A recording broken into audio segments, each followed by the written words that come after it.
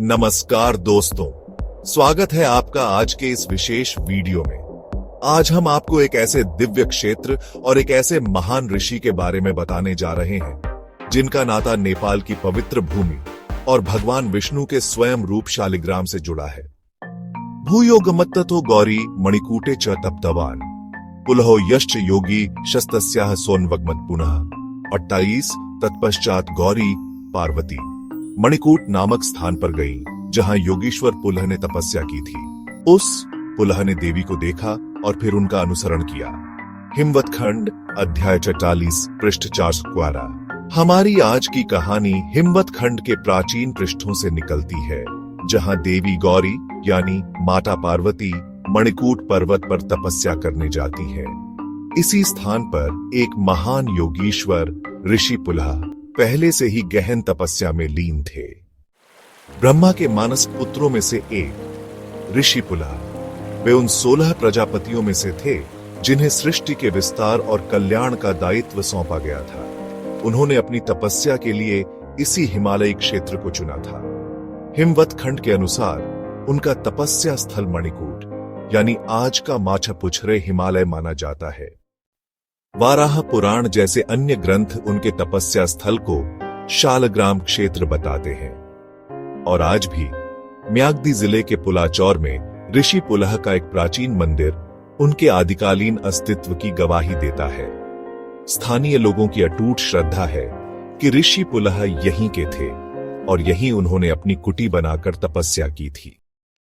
कहा जाता है कि महर्षि पुलह ने धौलागिरी पर्वत की तलहटी में कठोर तपस्या की थी। ब्रह्मा की आज्ञा का पालन करते हुए उन्होंने सृष्टि के विस्तार में महत्वपूर्ण भूमिका निभाई। दक्ष प्रजापति और कर्दम प्रजापति ने अपनी पुत्रियां उन्हें सौंपी, जिनसे उनके अनेक प्रकार के संतान उत्पन्न हुए। ऋषि पुलह का संबंध महान ऋषियों और देवों से भी जुड़ा था। उनके ससुर कर्दम प्रजापति की पत्नी देवहूति से भगवान विष्णु के अवतार महामुनि कपिल का जन्म हुआ था। ब्रह्मा की आज्ञा से कर्दम ने अपनी अन्य पुत्रियों का विवाह मरीचि, अत्रि, अंगिरा और अन्य ऋषियों से करवाया था।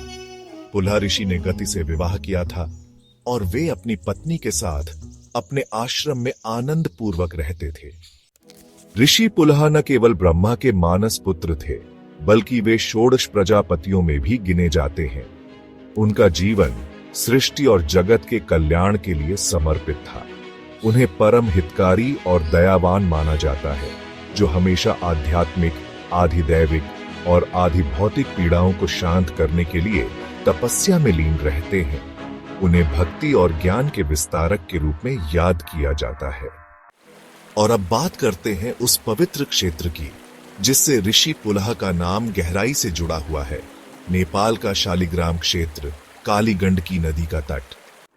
इसी काली गंडकी नदी में मिलती है वह अद्भुत शिला जिसे शालिग्राम के नाम से जाना जाता है। यह कोई साधारण पत्थर नहीं, बल्कि स्वयं भगवान विष्णु का स्वयं सिद्ध विग्रह माना जाता है। इसकी प्राण प्रतिष्ठा की आवश्यकता नहीं होती। हमारे प्राचीन पौराणिक ग्रंथों में शालिग्राम की दिव्यता और पवित्रता का बार बार वर्णन किया गया है। यह एक अद्वितीय और दुर्लभ रचना है जो नेपाल के काली गंडकी क्षेत्र के अलावा पूरी दुनिया में कहीं और नहीं पाई जाती। तंत्र साधना की दृष्टि से भी यह गंडकी क्षेत्र एक सिद्ध क्षेत्र माना जाता है। तंत्र चूड़ामणि में स्पष्ट रूप से कहा गया है कि गंडकी में गंडपात तंत्र सिद्धिदायक है।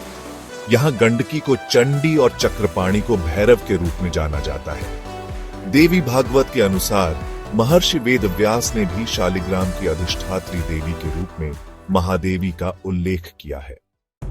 लेकिन बड़े दुख की बात है कि आज भी कुछ लोग इस पवित्र धरोहर को तोड़कर नष्ट कर रहे हैं। पशुपतिनाथ क्षेत्र के आसपास की दुकानों में रखे टूटे और विकृत शालिग्राम देखकर किसी भी आस्तिक का मन पीड़ा से भर जाएगा।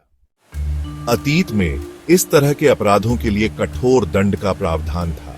श्री 3 वीर शमशेर राणा द्वारा जारी किए गए आदेश में स्पष्ट रूप से शालिग्राम के संरक्षण के लिए उठाए गए कदमों का उल्लेख है।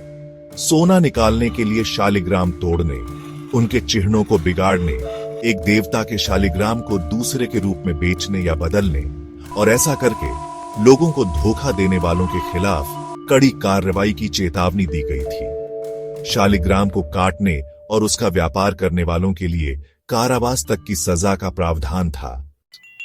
कई पौराणिक ग्रंथों में दामोदर कुंड, मुक्तिनाथ और कालीगंड की शालिग्राम क्षेत्र की महिमा पूरे भारतवर्ष में फैली हुई थी।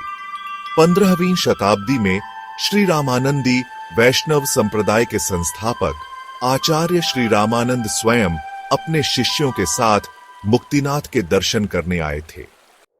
उन्होंने इस दिव्य क्षेत्र की महिमा का प्रचार किया और शालिग्राम के संरक्षण के महत्व को बताया। तो दोस्तों, यह थी कहानी ऋषिपुलह और नेपाल के पवित्र शालिग्राम क्षेत्र की। यह क्षेत्र न केवल आध्यात्मिक रूप से महत्वपूर्ण है, बल्कि यह हमारी प्राचीन संस्कृति और धरोहर का भी प्रतीक है। आइए हम सब मिलकर इस अनमोल धरोहर का सम्मान करें और इसके संरक्षण में अपना योगदान दें। अगर आपको यह वीडियो पसंद आया हो तो इसे लाइक करें, शेयर करें और हमारे चैनल को सब्सक्राइब करना न भूलें। जल्द ही मिलते हैं एक और ज्ञानवर्धक वीडियो के साथ। धन्यवाद।